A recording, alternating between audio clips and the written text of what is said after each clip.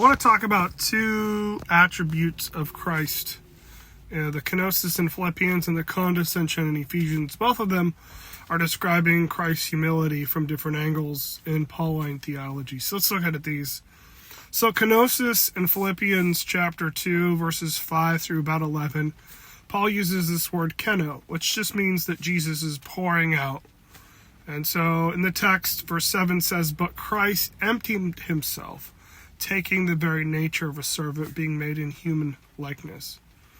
So this idea isn't that Christ stopped being divine, but that he did not cling to his divine privileges. And in some of those, he actually emptied himself, becoming fully man, right? And obedience unto death is part of that humanity. So the stress is on his voluntary limitation of himself for others.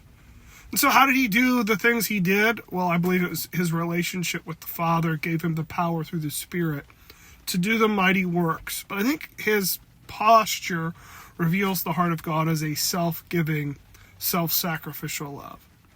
And then condescension in Ephesians, while Paul isn't using the word keno here, he says, what does he ascended mean except that he also descended into the lower earthly regions?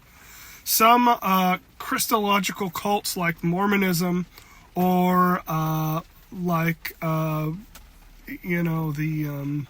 Latter-day Saints movement is going to get the incarnation wrong because they're going to see Jesus as a man who gets it right and ascends, rather than Jesus being God who condescends and becomes a man.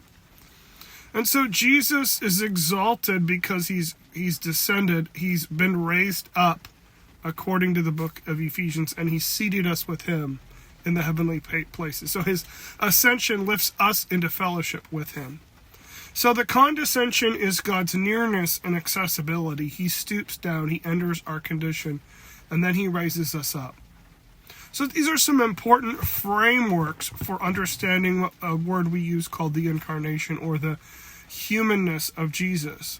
It focuses that Christ gave up his divine privilege and the glory and the self-emptying of his God attributes.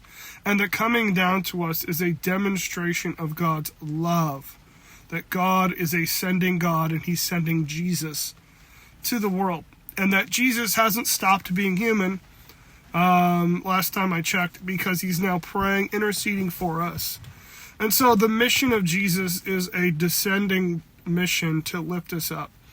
And all of this coming together really helps us understand that good theology isn't that Jesus is the man who gets it right. That leads to bondage. And whether that's in a Christological cult or it's in Islam or any of these other will-based religions that are out there, they're just not right. The gospel of Jesus Christ is that Jesus is fully God and fully man, but that Jesus becomes a man, changes fundamentally the nature of God in that moment for not just the season, but for all time. And because of that fundamental change, now you and I have access to God, and we have access to one another in ways that we did not before. In the sense that at some point, somewhere along the way, you and I are going to meet our family once again. The book of Ruth foreshadows this a little bit because Jesus is represented by Boaz, the kindred kin, who is basically writing in a foreigner into his estate.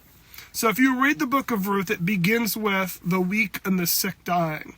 And eventually Naomi marries Boaz, and that culmination causes a son to be born. And it is the writing in of a Moabite, an ancient enemy of Israel, into the line of Jesus, because later on, Obed becomes the father of Jesse, and Jesse becomes the father of King David. And if you follow the Gospels, you see these genealogies explaining that.